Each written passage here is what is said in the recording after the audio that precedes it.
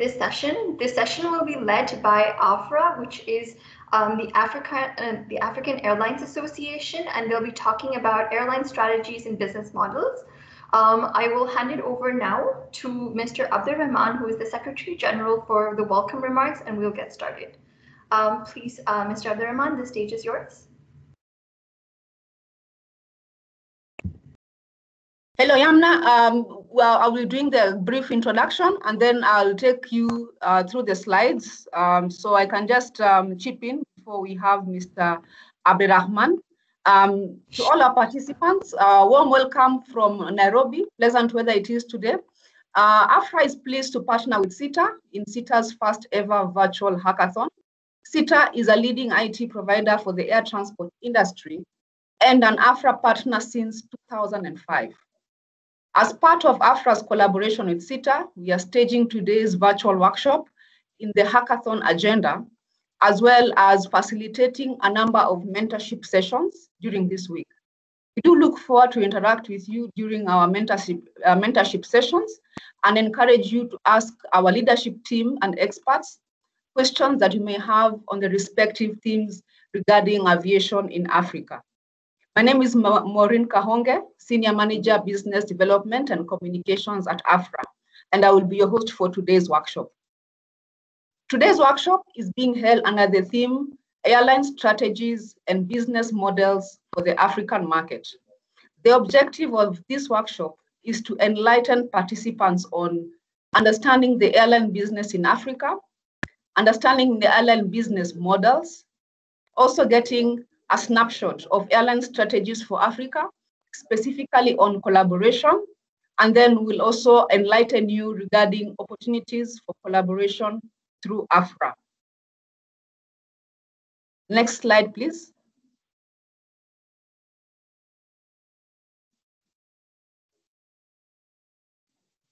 I will now take you through today's agenda. We'll cover an introduction, a brief about AFRA, and we'll also proceed to understanding the airline business models. We'll also give you a snapshot of airline strategies for Africa and opportunities for collaboration as mentioned earlier. Before we start off, a few housekeeping announcements. For better quality of the session, please keep your audio and video disabled. We will be happy to take questions at the tail end of the workshop and kindly request you to post your questions through the chat function. Without further ado, we now proceed to the first item on the agenda, and I invite AFRA Secretary General, Mr. Abdurrahman Berthe, to make some remarks. Mr. Berthe, you have the floor.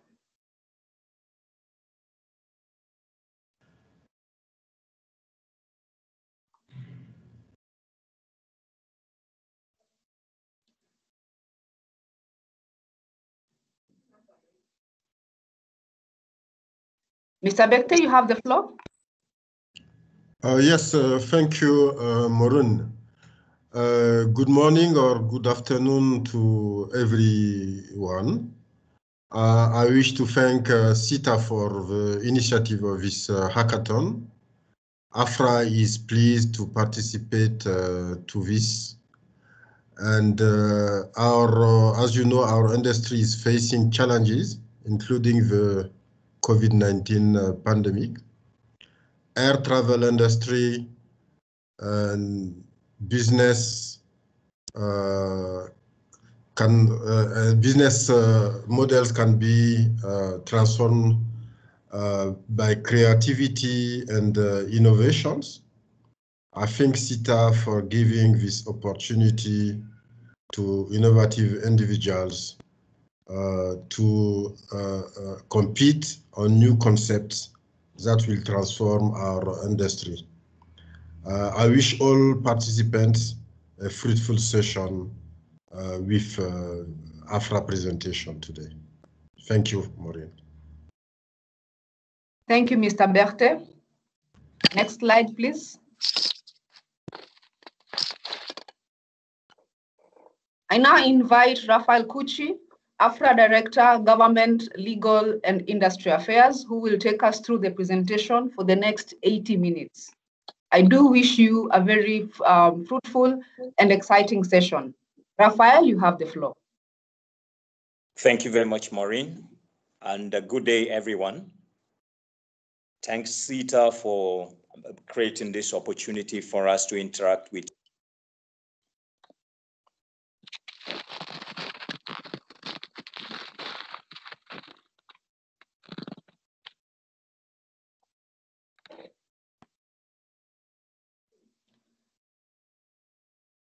Raphael, I think we lost you. Sorry, I would want to know from the organizers how the interaction is going to be. Will the questions come after the whole presentation or in between people can ask questions? We'll have questions coming in between, and if you will wish to answer them in the course of the slides, that's fine, or we can take them at the tail end once you have finished the last slide. Okay.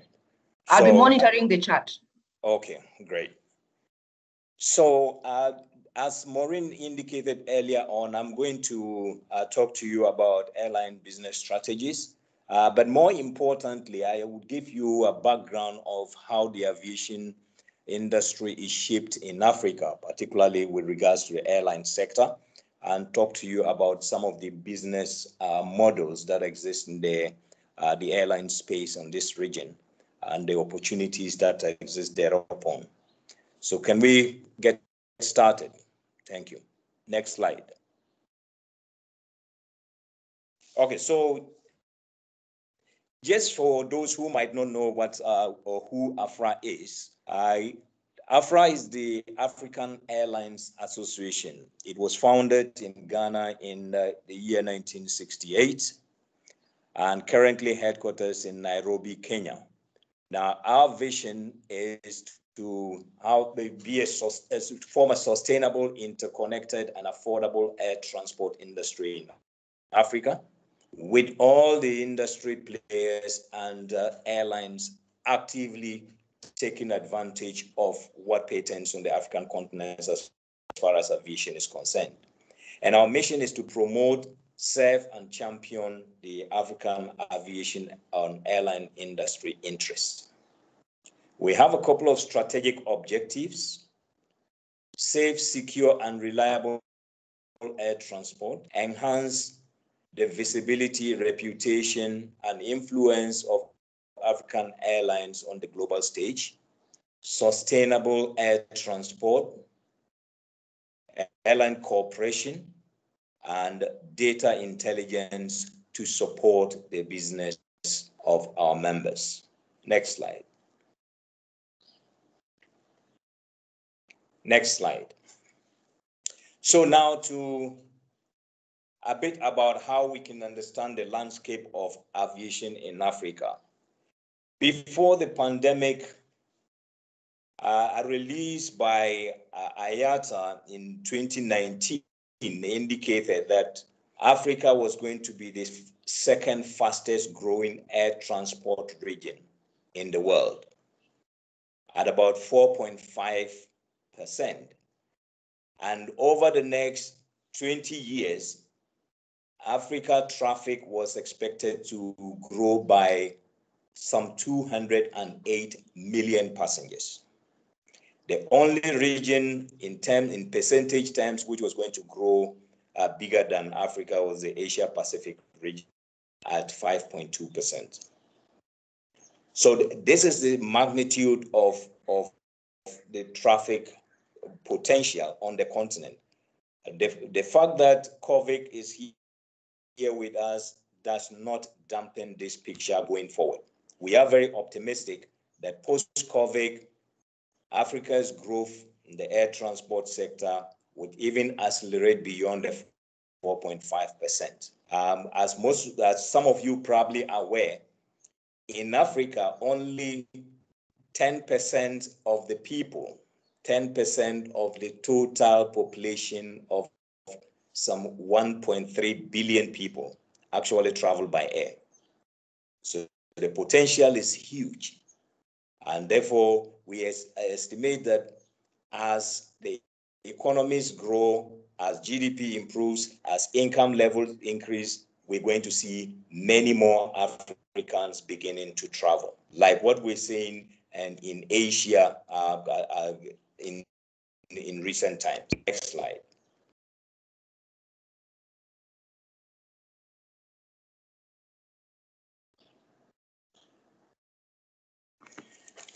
So what are some of the benefits of air transport to the African economy?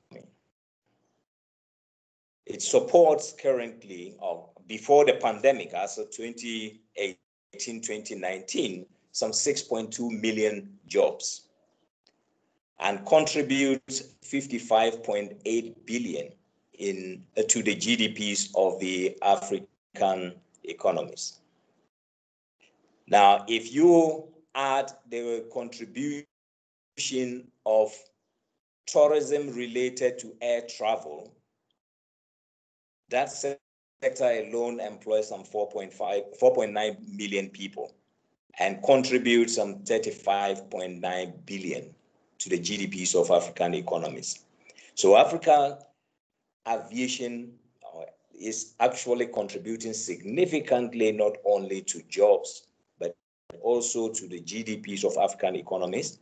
And as you know, it is actually the most used means of carrying high value items around the continent, and also responsible for the most of tourist movements. So air transport is playing a very significant role and deserves the support of the African governments and all stakeholders so that its contribution can even increase the more. Unfortunately, because of the impact of COVID, the estimates is that the number of people employed within the sector now is about half. We're talking about around 3.4 million people that are still employed in the aviation sector. But this is likely to come back again once traffic begins to grow. Next slide.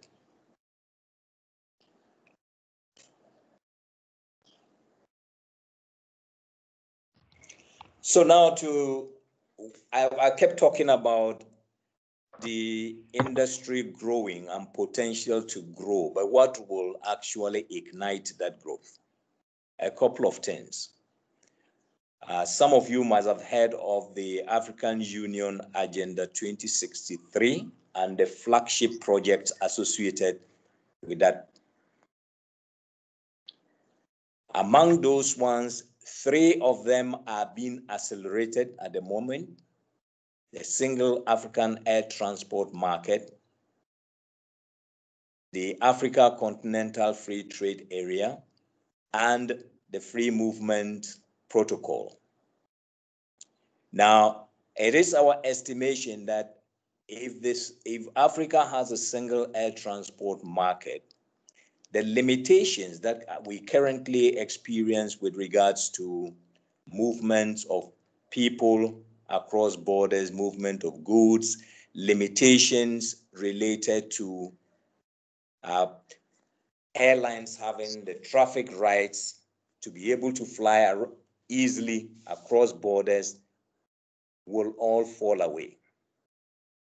And with a single market, Africa operating like a domestic market, if some of you are familiar with the European Union, the EU is a single market, and because of that, any EU carrier freely can operate flights within the EU without restrictions or limitations on frequency, capacity, and schedule, as far as you can get the traffic rights, the airport slots. So it's a similar market we are creating in Africa so that we would have airlines being able to move freely. This will improve connectivity and make travel much more easy around Africa. The second element of the Vision 2063 flagship projects under this sector that is going to stimulate growth is the Africa Continental Free Trade Area. As you know, this one is also being accelerated. The project actually kick-started at the beginning of this year. And so they are just putting final touches to some of the protocols that will facilitate movement of people and goods and harmonize immigration, custom regulations so that trade among Africans and movement across borders will be much more easier than it is today. So these two projects will significantly boost air travel and trade and business across Africa. The third element which will also facilitate this is the free movement protocol. And by free movement, the intention is to actually harmonize the immigration policies, making it easier for Africans to travel across Africa with limited or minimal restrictions, if any at all. The ultimate aim of the African Union Commission is to end up getting every African an African passport. And this becomes just like the EU has an EU passport, you have an African passport, and it makes you then an African citizen, not a citizen of one African country or another. You then become a fully African citizen and you can move freely across all the borders without limitation or restrictions. So these are the three elements that we think will significantly impact the growth of air transport across the continent. Now, besides these policy initiatives, we also know that even before COVID, Africa was one of the fastest growing, has some of the fastest growing economies in the world. And we expect that this growth will continue into the future. There are a lot of potentials for growth of industry, for business in Africa. Now, we also know that the population of Africa is huge and continues to grow. As I said earlier, it's about 1.3 billion people, out of which just about 10% of that travel by air today. Now, can you imagine if we increase that by another 10%? We have 20% of the African population traveling by air. Just look at it. Imagine the impact on job creation. We earlier talked about 6.2 million jobs being created, 55.8 billion contribution to GDPs of African economies. Can you imagine by how much that will increase? It will not merely, those contributions will not merely double. They will grow by more than double. If the employment in the aviation sector will increase by more than double, and GDP contribution to African economies will grow very, very high compared to what it is today. So we are very optimistic. There's so much opportunity in the African aviation space, particularly driven by these high-level policy initiatives that are actually being grounded today. The regulatory framework for most of these, for the single African air transport market and the continental free trade area, are nearly done. Most of it is done except a few that they have put in finishing touches to. And so sooner or later, we would have these rolled out and make it much more easier and feasible for movement across Africa.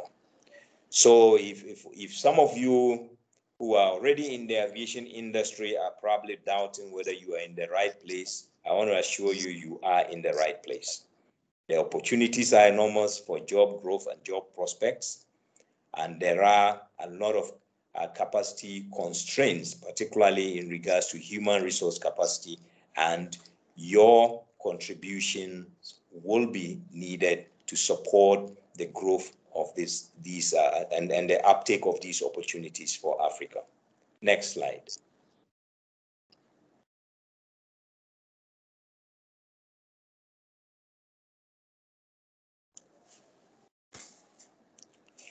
Now, on having painted an optimistic picture, I just want at this point now to come back to reality. And by reality, I'm going back into historical reality of what the situation has been in Africa.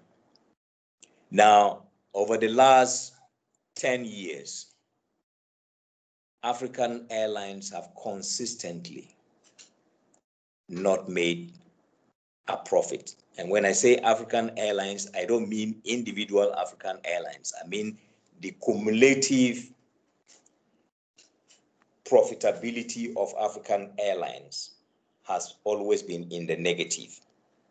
Individually, some airlines make profits, but the majority of them make losses. And so if you add all of it together, the net effect is a loss.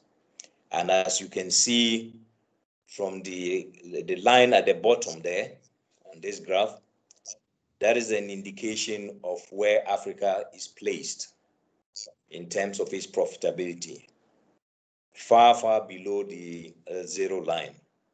And this picture is what we are hoping to change. We are hoping that a single African air transport market, the Africa Continental Free Trade Area, free movement of people across Africa will help us increase the numbers and thereby translate African aviation or propel African aviation into the positive.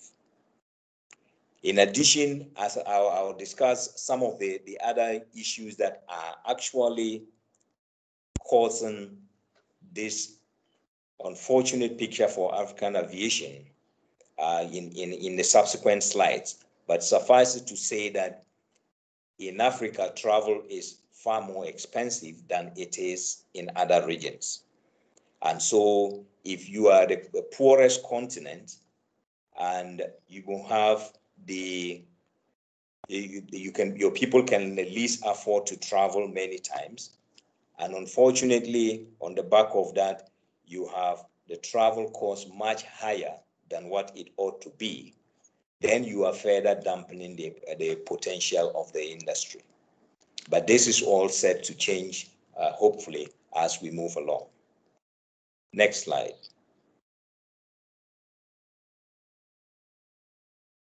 Or probably if we can just go back to the previous slide. Just a moment, sorry. So if I contrast what is happening in Africa to what is happening in North America, if you can see the blue line at the top, that's the performance of the airlines in North America. Now, if you say between 2004 the growth, the profitability sort of took a huge spike.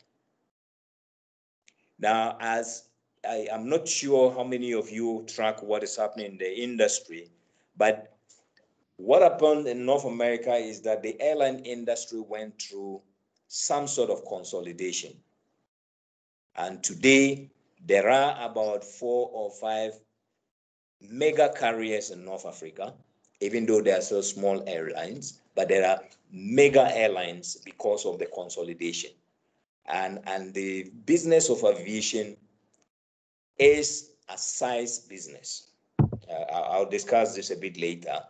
But because North America has now got the muscle in terms of size of aircraft, their bargaining power, their negotiating power is also much higher.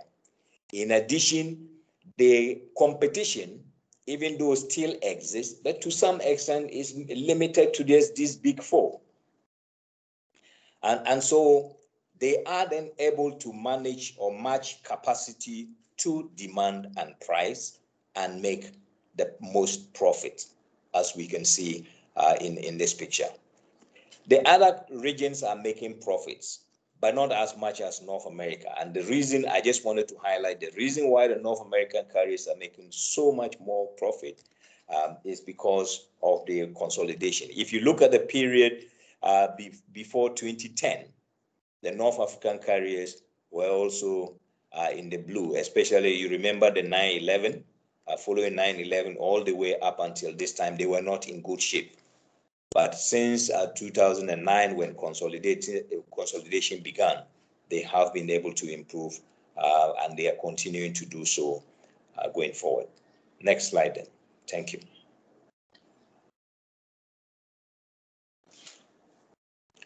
So, ladies and gentlemen, this slide shows the airline cost structure. As you know, there's a lot of different cost elements within the air transport sector. And this chart just sort of tries to put them into the different categories and just to show what each element constitutes for an airline.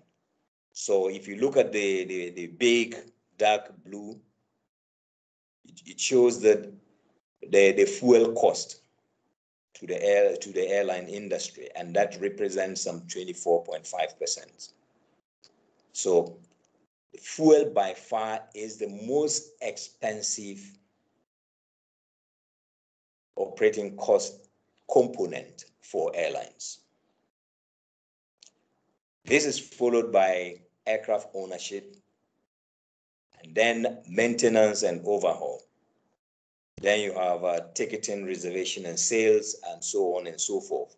But the big three are the fuel, aircraft ownership, and aircraft maintenance and overhaul. So all three directly or closely related to the aircraft.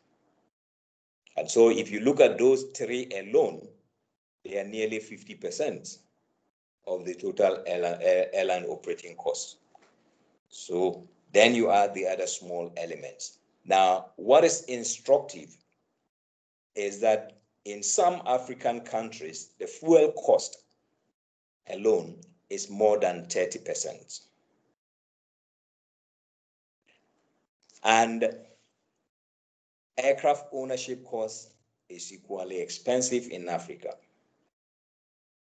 Because if you take aircraft insurance, for instance, many insurers, global insurers, consider Africa risky, and so your assets are considered to be operating in a risky environment, and as a result, they charge a premium for covering an asset in a risky environment. So it's quite a difficult terrain. Africa is quite a difficult terrain to run the air transport business. But the opportunities exist for us to make it. Next slide. In the meantime, if you have questions, please post them and I can address them as we go along. Again, this slide also is just a follow-up from the previous one we just looked at, and it's just looking at other cost elements, other prohibitive cost elements in the industry. For instance, user charges. By user charges, we mean the charges you pay to service providers at the airport. Is by far one of the most expensive, particularly in the Africa region. And this is an element that AFRA, together with its partners, are trying to address. The user charges, the fees, and the taxes. There are some obnoxious taxes that governments have put on the airline industry, and that is making your ticket price much higher than it ought to be. So against the high cost environment, African airlines are doing their best to continue to provide the services that that you enjoy as you travel by air. But concerted efforts are going on, and more than ever before, now the different organizations within the aviation sector are working together with the aim of engaging with our governments and regional organizations to bring down to eliminate or reduce the cost component so that African airlines can be as competitive as their counterparts elsewhere. Next slide.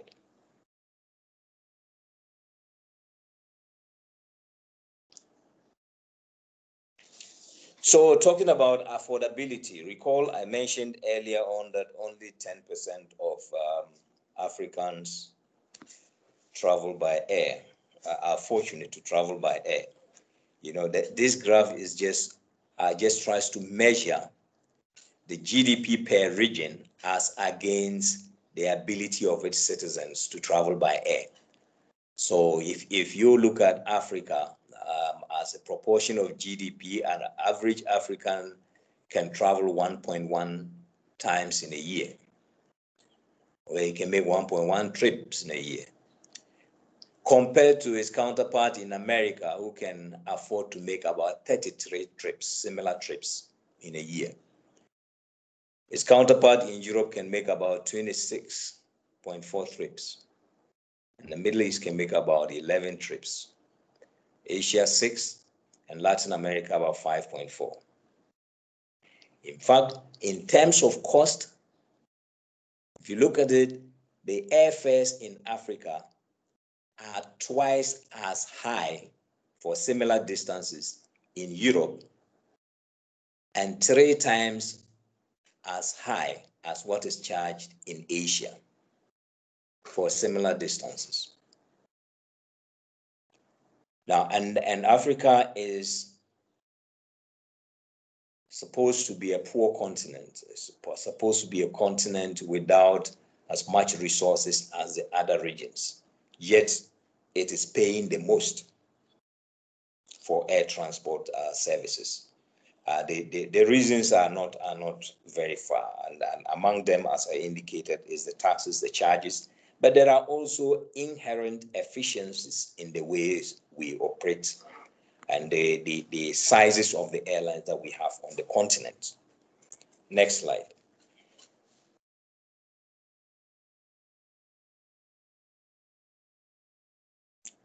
So let me switch gears a bit now and talk about the airlines themselves in Africa. You know, before, in the 60s and 70s, Africa has some very big airlines. You heard of Air Afrique, Nigeria Airways, Ghana Airways, Congo Airways, Air Gabon, a number of them. And they were performing very well. They interconnected Africa very effectively. Fast forward to the 80s, these airlines started falling apart one after the other. And to date, we only have a few state-owned African airlines still in existence. The majority of them have disappeared. Now, in their place, we started to see small airlines coming up, largely private sector driven, or in some cases, they are still state-owned, but they are much smaller than what we saw in the 70s. So there are many airlines in Africa, largely because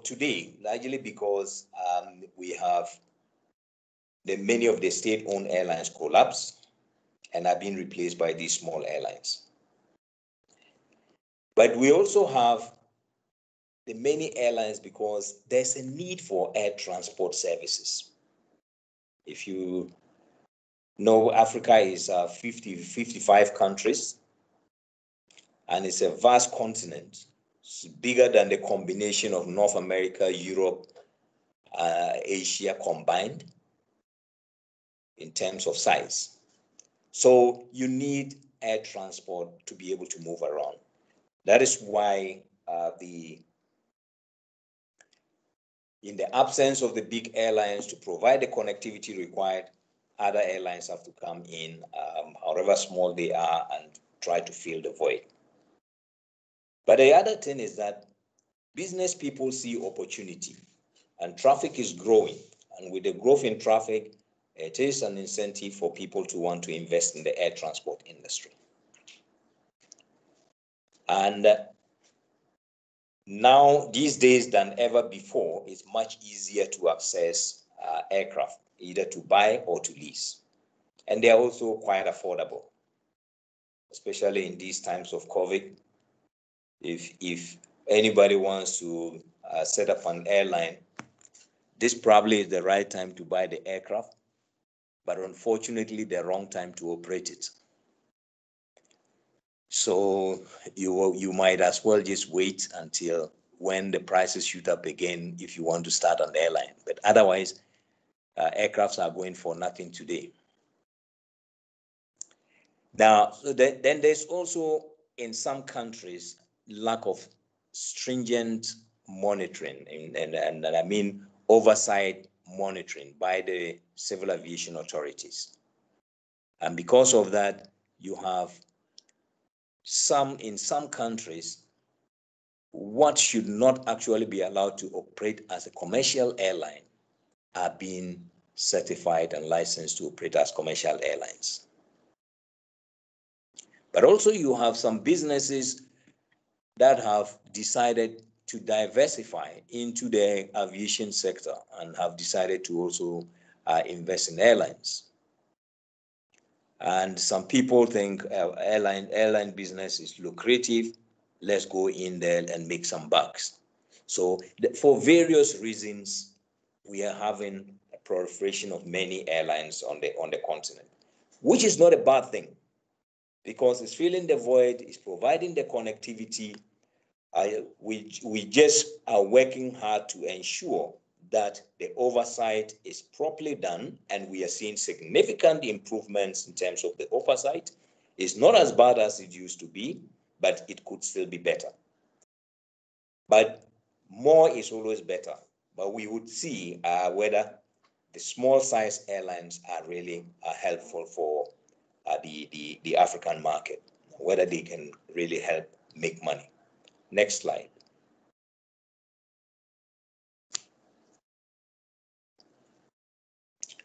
So what are the characteristics of some of these small airlines? They're largely state-owned or individually owned, and in some cases they are owned by a family. For the ones that are individual or family-owned, they are in most cases owner managed. So you have the owner who is the CEO or managing director and oversees all activities. Now, because the capital structure is small, these airlines have a very small, limited network. They cannot fly to many places. And because they don't have the money, but wants to be in the business, they tend to go and buy aircraft that are aging and in some cases not very suitable for the routes they want to put them on. Now, they lack the resources to be able to invest in IT facilities that can help reduce their cost and improve the service delivery to customers. Oftentimes, these airlines are characterized by poorly trained and equipped staff. As a result, labor turnover is high, and they tend to have few or no alliances or cooperation with other airlines. Some of them do not even have a clear strategy. You don't know where they headed, what do they want to do, where do they see themselves in a couple of years' time. They don't. And as a result, the service delivery by some of these airlines is nothing to write home about. It's actually like boarding a cheap commercial bus in some of our major cities. Next slide.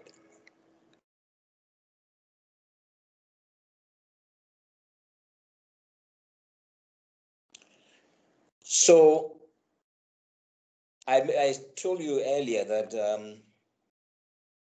since 2008, 2010, African Airlines have not made a profit. Now, and these are some of the reasons why. Because the airlines are small in size and have a limited network. Yeah, I told you about the consolidation in North America, and you saw how it's impacted their profitability. Now, in the air transport industry, they say that small is not beautiful. When you are small, everything is expensive for you because you hardly benefit from a volume discount. So you buy everything at an expensive price. You cannot operate then as many frequencies as you may wish because your equipment are few, and you are not, utilization of your aircraft itself is limited. So you are constrained to a greater extent. Similarly, because many of these airlines do not cooperate, they are unable to explore benefits that come about as a result of commercial cooperation. So you cannot do joint, you cannot do code share, you cannot do bulk seat pitches on another operator, or another operator cannot do that on you. You know, so it's so limiting, and that also impacts their profitability. Now, I mentioned aging fleet earlier on, and because fleet is old, maintenance cost is high. Now the ground time is equally long and high, and then by extension, fuel burn in some of the older aircraft is much higher than the modern aircraft. So either way, your cost base is very high. Now, but there's also a safety and security perception about air transport in Africa.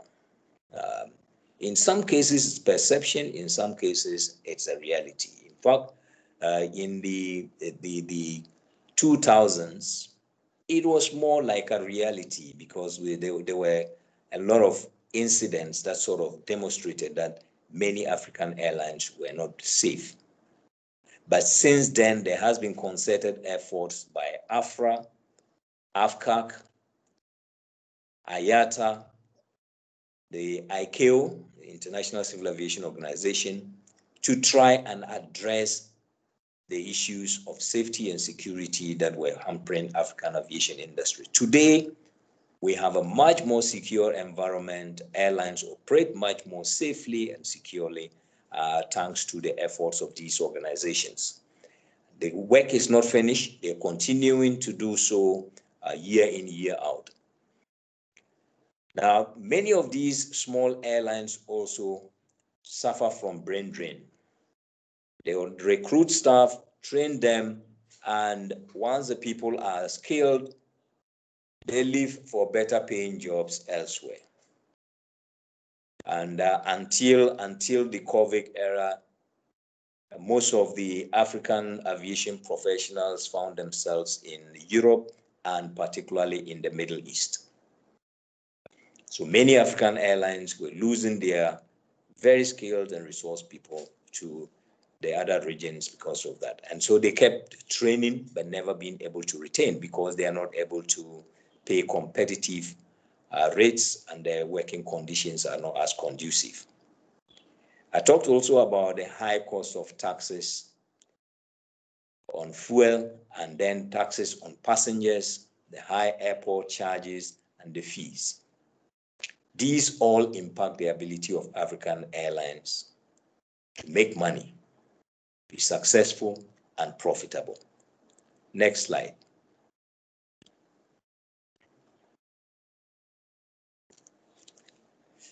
In addition, market access and traffic right constraints.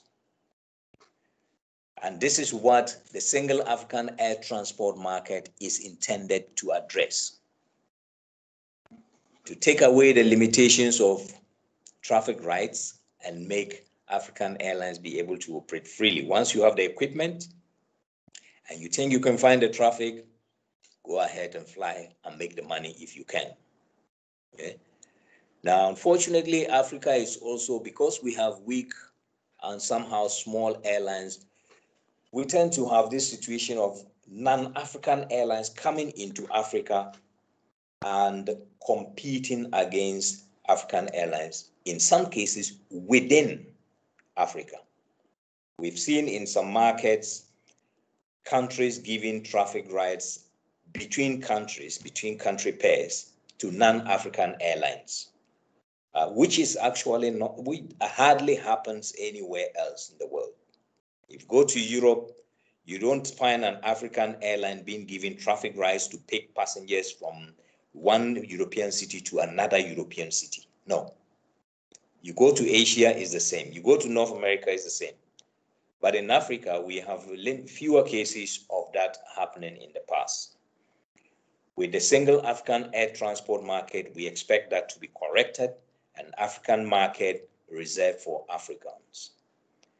The international market will continue to be competed for by all operators, both African and non-African, but the intra market will be limited to African operators. And that is what happens everywhere. And that is what will help Africans. But we also need to have the right level of business to be able to participate in this. Now, there are also frequent changes in top management. I'm sure if some of you have monitored what has gone on in recent times, airline CEOs just change within months. And if you're lucky, within a couple of years, the CEOs are changed, with the exception of a few airlines that have got fairly stable management teams. But most of them, the tenure is quite high. Some airlines also have corporate governance issues, and this impact their ability to also operate profitably. Next slide.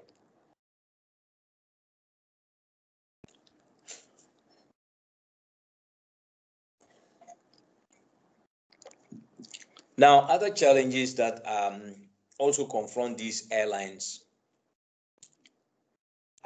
they are undercapitalized. They don't have enough money, and as I said, because they are either state-owned 100% or family-owned or individual-owned, these people are unable or unwilling to sell shares so that they can attract additional capital. And because of limited resources, they can only do limited operations. Unfortunately, there's limited cooperation among African airlines. Many of them operate solo. And the effect of the first point, the limited capacity, is that their network obviously is limited.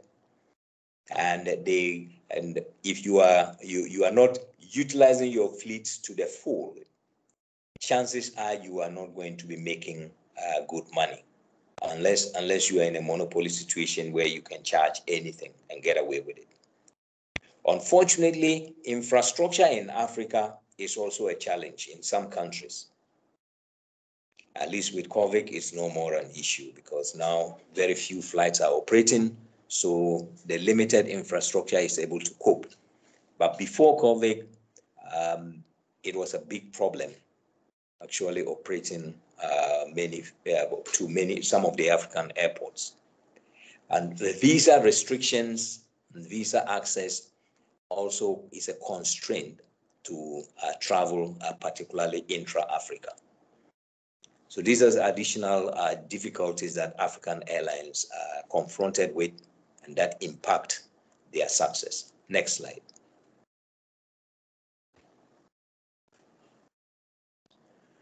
So now let me briefly take you through a few airline models, and then I can then take your questions. So the basic principle to successful airline business is to have a very clear vision and ultimately a clear corporate mission on where you are, where you want to go, and how you want to get there. So if you want to get into the airline business, you need to ask yourself two fundamental questions. Do you want to get into the airline business, or do you want to get into the aviation business? The two are not necessarily the same. Unless you have clarity on what an airline business is and what the aviation business is, you might get into it and find yourself combining the two in ways that could impact your success in the business. So let's see a couple of the business models. The first one is what is termed the traditional airline model, or what some people choose to call the legacy airline model. Now, in this model, the operations of the airline is supported by interdependent departments, as you can see on the chart. The core business is flying people, which is in the center there, done by flight operations, but around that, you need an engineering department, you need a cargo department, you need an in-flight catering department, ground handling, information technology, revenue accounting, as well as sales and distribution units. So these become departments of the airline. So the flight operations become a department, and so are the other ones. And that constitutes the airline. This is the way airlines have been known to be structured when commercial aviation started. You have to have everything in-house. Even though this model is still in operations today, there are some modifications. There are some other variants of it that we're going to look at. So this typically is what we call the traditional airline or legacy airline model. Next slide.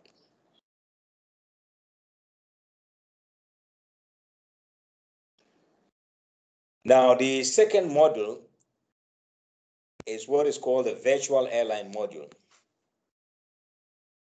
and is typically what you would call a low-cost airline module. Now, in this module, the airline maintains the core function of flying. All the other related support functions are outsourced to third-party service providers. So unlike in the first model where you have all these departments, all the other service providers as departments within the airline, in the case of the virtual airline, engineering is outsourced. So you look for somebody who can provide both your line and heavy maintenance for you. You look for somebody who will provide you your cargo services, somebody who will take care of your in-flight services, and so on and so forth. All of these are independent. They provide the service, you pay them off, but they are not part of you. What you keep is what you know how to do best, and which is flying people. So you keep the core business of flying people, and that is what most low-cost carriers do. They tend to outsource most of the support functions and keep the core. That way, you can negotiate better deals with the service providers. That way, you don't have the headache of the huge staff numbers. You don't have all the complications that come with maintaining all these departments within the airline. So this is typically what you would find in the low-cost carriers. Next slide, please.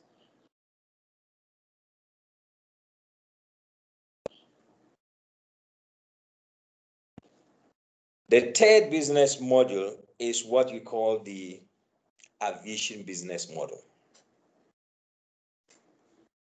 Now, the difference between this and the first module is that the airline, in this case, keeps each of these units as a separate, independent, profitable business entities with its own set of management and profitability targets. So it's what you call a group. You have an airline group, and in the group you have the core function of flying, which is what you call the airline. Then engineering now becomes a separate business unit, sort of like a separate company, but belonging to the group. The cargo becoming another business unit. All of these ones are, apart from providing services to the core airline that you own, also provide services to third-party agencies or airlines. They can provide services to other airlines and other organizations that might need their services. The current structure of Ethiopian Airlines typifies this model. So in Ethiopian Airlines, the engineering is a separate business unit. Their cargo is a separate business unit. Their training is a separate business unit. The airport is a separate business unit. And then the airline itself is also a separate business unit. And each of these units is headed by a CEO or a managing director, reporting now to the group managing director of the airline. So this sort of arrangement helps the airline, besides having the benefit of the services from the other entities, also gets additional revenues coming in from the third-party services that it provides to others. The next model.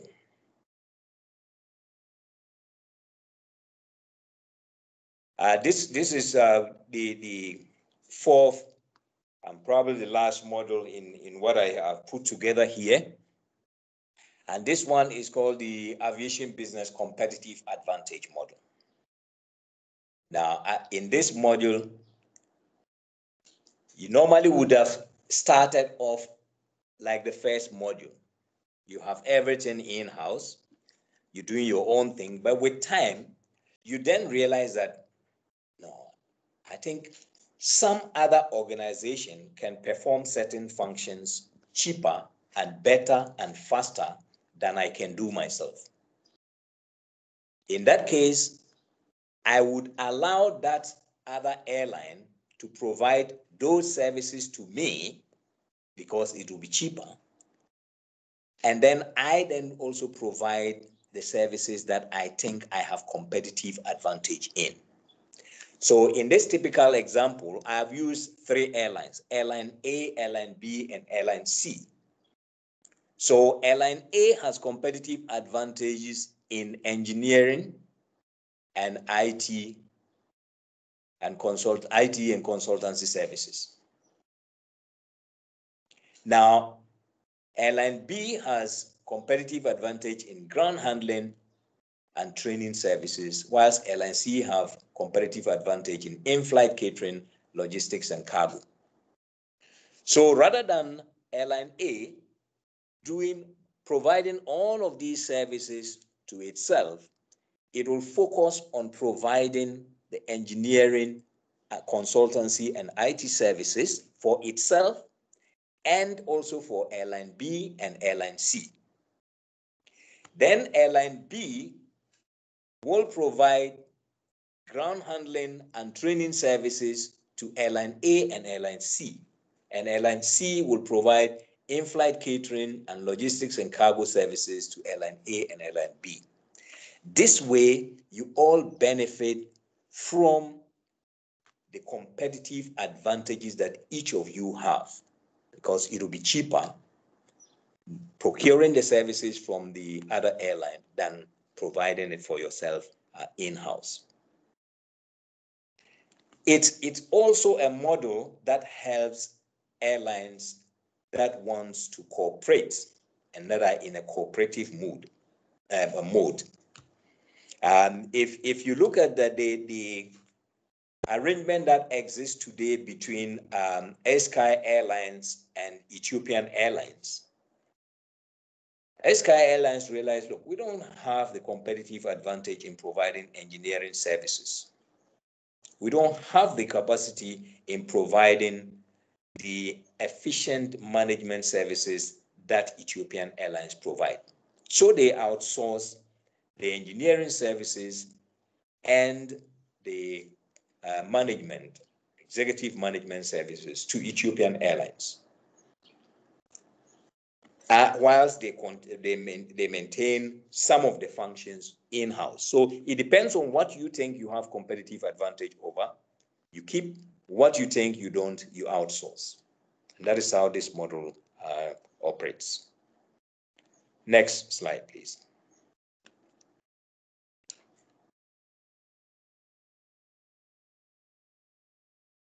Now, ladies and gentlemen, I mentioned a bit earlier that African airlines are weak in collaboration. We don't work together that much. But collaboration is key, and it's important for airlines all over to work together. That is where you can actually develop synergy and benefit from the collaboration.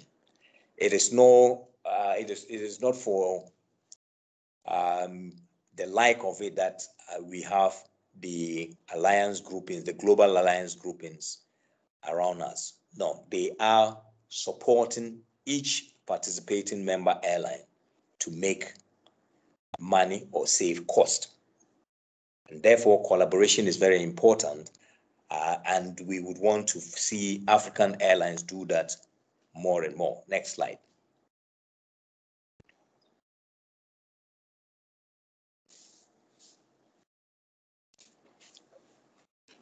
So, but for airlines to collaborate, there are different stages of collaboration. Right from you can start from as basic as just interlining your tickets, or you sell space to each other, or you share your frequent flyer program, whatever arrangements, through to the highest level where you actually can merge your functions, merge your services, or merge your operations and operate as a single entity. So there is a wide spectrum of areas of collaboration. And so airlines should never say that they don't know how to or which level to collaborate. And this table actually shows you, or this slide shows you the various elements through which airlines can actually collaborate or cooperate. Next slide.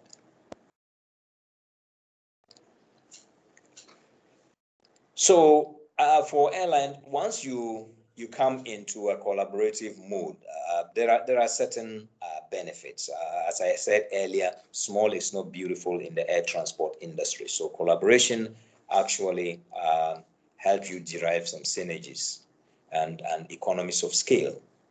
It also helps you to deliver more efficiently and compete much more better, because instead of you competing head on, if you collaborate, you probably will structure your operations in such a way that you are still competing, but you are also collaborating. You are also cooperating, so that instead of each of you operating independent flights, you can be able to sell on each other. You can be able to provide complementary services to each other, and so on and so forth. So it's very important for airlines to collaborate. Now, collaboration also helps airlines to eliminate sometimes the very unhealthy competition that we see airlines going through. Each airline flying out of the same airport at about the same time, and none of them is full. Whereas if they had spaced themselves out, they would get more passengers and they'll be able to operate much more efficiently and better. So it's important that we collaborate, or airlines collaborate, so that they can realize these benefits. Next.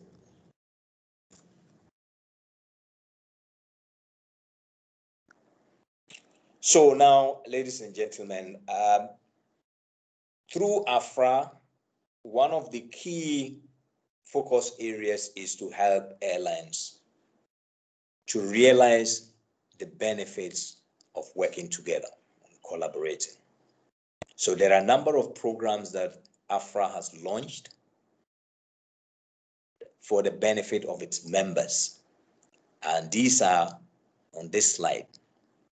First is the Joint Fuel Procurement Program, where AFRA members pool their fuel volumes together and jointly negotiate with the fuel providers for a better price than each airline would get if they had gone directly to negotiate with the fuel service providers. The attraction here to the fuel providers is the volumes. If you manage to secure the volumes of a group of airlines, you are much better off at a lower price than getting a higher margin, but on a very limited fuel supply.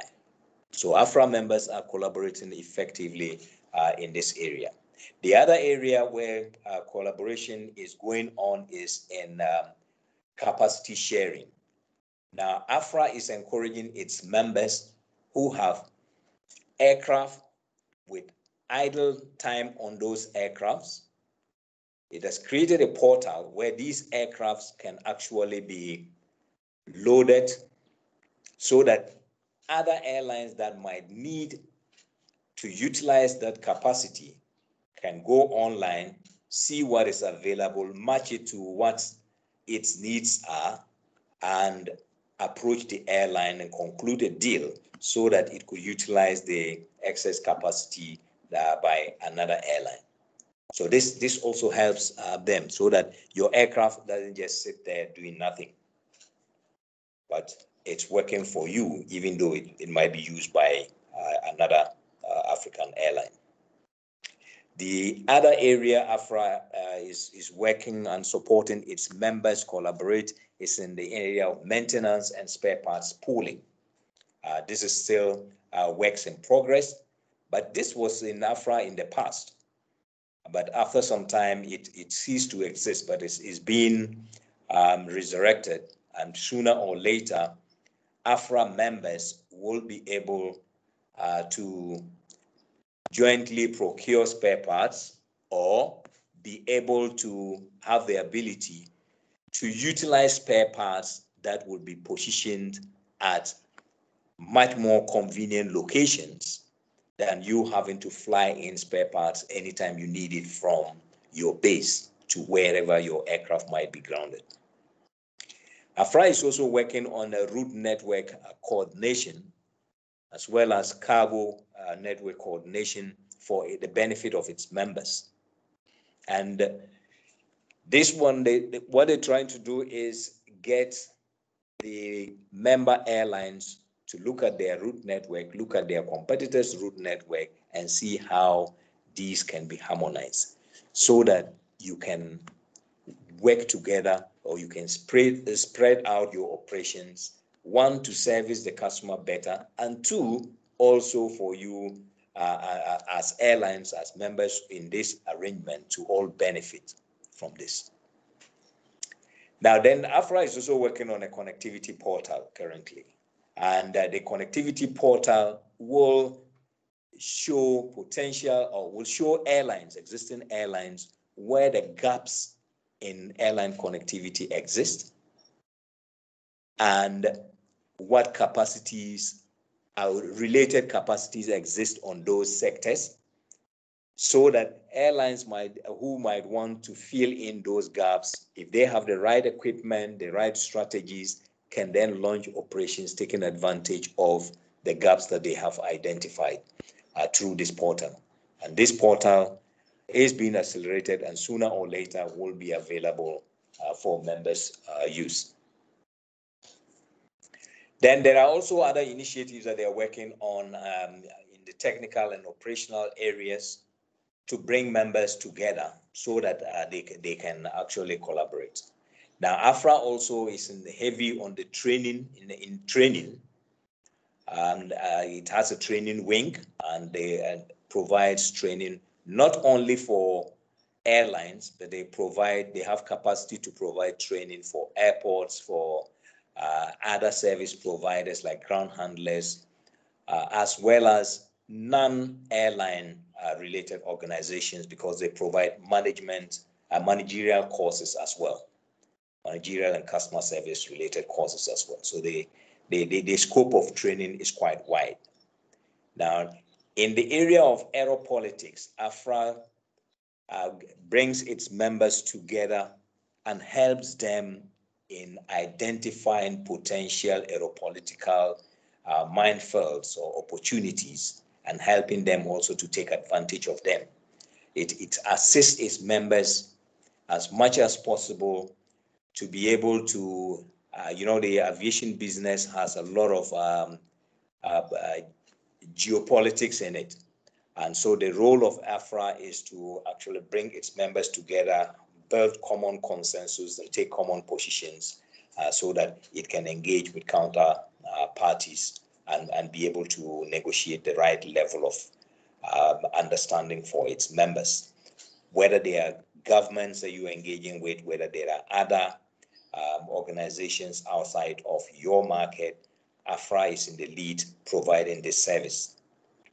The other thing that AFRA does is to provide consultancy services in the aviation sector for both airlines, airports, ground handling, air navigation services, as well as to governments who might need consultancy services in either establishing airlines, restructuring an airline, or in sustaining the airline's operations and profitability.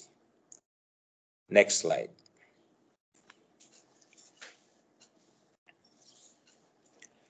So, ladies and gentlemen, as you can see from this slide, I think I'm done.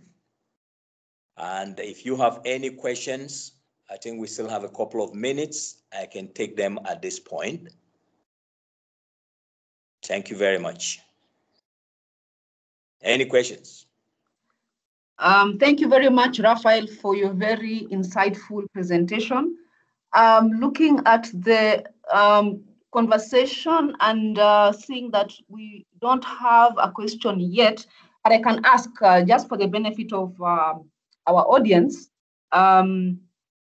Airlines require a lot of assistance looking at the fact that COVID has really changed the market, and airlines need to redefine their business models, their strategies for them to survive. What specific action or initiative has AFRA put in place to address this? Now, the AFRA, not just during the COVID era, but even before COVID, one of the key focus areas of AFRA has always been trying to make its members as efficient as possible and to reduce their costs so that they can generate as much revenue and be profitable. Now, so it is not just something that AFRA is starting during the COVID. In fact, during the COVID, AFRA actually launched a number of interventions aimed at actually supporting its members to better understand their operating models and look at areas which requires them to really focus, cut back on, or improve their efficiencies. Now, AFRA has also decided to engage with the relevant authorities during this COVID period.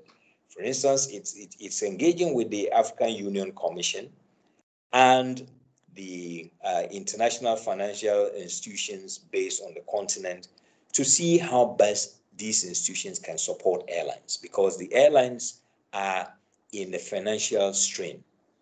And so AFRA is working with these organizations to draw their attention to the fact that unless some help comes to airlines, airlines would have difficulty surviving the pandemic. And even though a lot of work has been done by AFRA and its sister organizations to try and mobilize funding and resources, at least some 25 billion has been pledged through the AU by various financial organizations to support the aviation sector. We are still following up to see how soon we can have these funding deployed to airlines. But as we speak today, AFRA is providing capacity building to its member airlines and helping them in improving the efficiencies that they need to during this pandemic so that they can be able to survive this and be more efficient going forward. Okay, thank you very much. And it's a lot of actions that AFRA is taking to support its airline. One important element, if you may permit me to add, is that AFRA has a consultancy unit, which through which we're able to support our airlines on their various consultancy needs. And our expertise is based on our pool of experts, and we are able to offer consultancy on airline restructuring, on subjects under technical and operations, also on training and safety, as well as various functional needs on finance and commercial. Thank you very much. Another question? Yeah, there are two other questions. If we have a few minutes, we can answer those as well. Okay. Fine. Yes, another question we have is how important is ancillary revenues from in-destination services and at airport services can be for the airlines? Thank you very much. This is a very important question, particularly in a high-cost environment like Africa, where we want to bring down costs. It is important also for airlines to complement their meager revenues through ancillary revenue sources. And in fact, if African airlines were to develop ancillary revenue sources and develop them well, they could generate enough money to actually complement the low revenues or the low yields that they generate from the passenger business. Unfortunately, not many airlines in Africa have given that their focus. It's unfortunate, but we are seeing that gradually some of them are coming in. You can see in some cases, some airlines have started selling baggage space. Some airlines have started also, instead of providing meals on board, some airlines are actually asking passengers to buy meals in advance. We are seeing airlines are asking you last minute to be able to upgrade your seat, pay a little more, and move into the next class. We're beginning to see this happen. But yes, there's a lot that can still be done in that space to complement the revenues of airlines. It's a very important area. Thank you very much. Another question is, what is the airline's strategy to attract potential investors? Well, this question is more generic, but I would guess that the strategy will vary from airline to airline. As I said earlier, there are some airlines who don't need an investor. They are happy to be small. The owner is happy to own it, call it his airline, even though it's not able to, even though it's only burning his money and not generating enough money to cover the operating cost. But he's happy just to keep it like that because he has other sources of revenue to support the airline business. Now, there are also those that are government-owned, and governments probably doesn't want to invite the private sector to come in. But there are also a couple of them who are open, wanting investors to come in and invest. Now, for those ones, for you to really attract the investments, you must prove that, one, your operations are done in the best professional manner, that you have a solid management team, you have a great business module, and also have a business plan on where you want to go, and you are clear about what resources you need, so that when an investor is coming in, he knows how much money he should bring in return for what stake and what the expected outcome is. So that there are different situations. I cannot speak generic for all of them, but some airlines definitely need this, but they need to package themselves properly. They need to come up with a business plan that can support that can appeal to the investor community. Thank you very much. Yes, true. That's true indeed. And what will be your parting shot to a young professional who is not yet made up their mind, but they're considering a career in aviation? What I would tell young professionals, if they are listening to me, is opportunities in the aviation sector are enormous, and they would continue to be bigger. You are in the right place, and making a decision to stay in aviation would probably be the best decision you would have made now and going into the future. So never relent, keep your focus. But remember, in the aviation industry, it requires a lot of training, it requires commitment, it requires dedication, and requires a lot of hard work. So if you have these qualities and you want to be successful, you want to be the change maker in African aviation, this is the time. Don't relent, keep on. Thank you very much. Thank you very much for your parting shot. And to wrap up the session for a couple of minutes, if you may permit me, Yamna, today's workshop has given us a lot of insights from AFRA on the state of the airline business in Africa, the benefits of aviation, and the various opportunities that Africa is looking at for the air transport industry. Specifically, we've learned about the SATAM, the Single African Air Transport Market, the African Continental Free Trade Area, as well as the Free Movement Protocol impact that they will have once they are effectively implemented. We've also gotten insights on the positive growth prospects, which will take course post-COVID. We've also gotten a lot of insights on the characteristics of African airlines and the challenges impacting the success of our African airlines, why they're not succeeding. Key among this is the high cost of operations in Africa, noting that fuel is the highest cost component for African airlines. Many airlines are small and undercapitalized, and the key word here is in Africa and elsewhere, in aviation, small is not beautiful. And we've learned various challenges that they are facing, such as limited market access, limited intra-Africa connectivity, and inadequate infrastructure. We've also gotten an in-depth explanation of the airline business models, and we have been, actually the guiding line is we need to decide if our business is airline business or if it's an aviation business concept.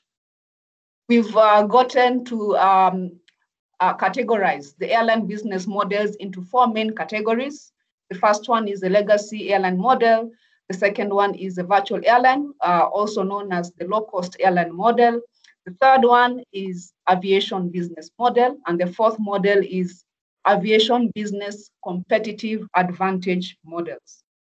We've also gotten to understand the various characteristics of each of these models. And to give insights on airline strategies, specifically, we've discussed on collaboration. What are the collaborative strategies for airlines for sustainability? We've looked at the spectrum of collaboration, starting from the very basic of interline electronic ticketing to the most advanced level, which is airline mergers. We've also gotten insights on benefits of collaboration, and specifically, we've gotten an overview of what AFRA is doing to promote collaboration amongst African airlines. 1, to address airline inefficiencies, and 2, to reduce the high cost of operations. We've also gotten to learn that AFRA has taken very many initiatives for airline sustainability to recover from the COVID.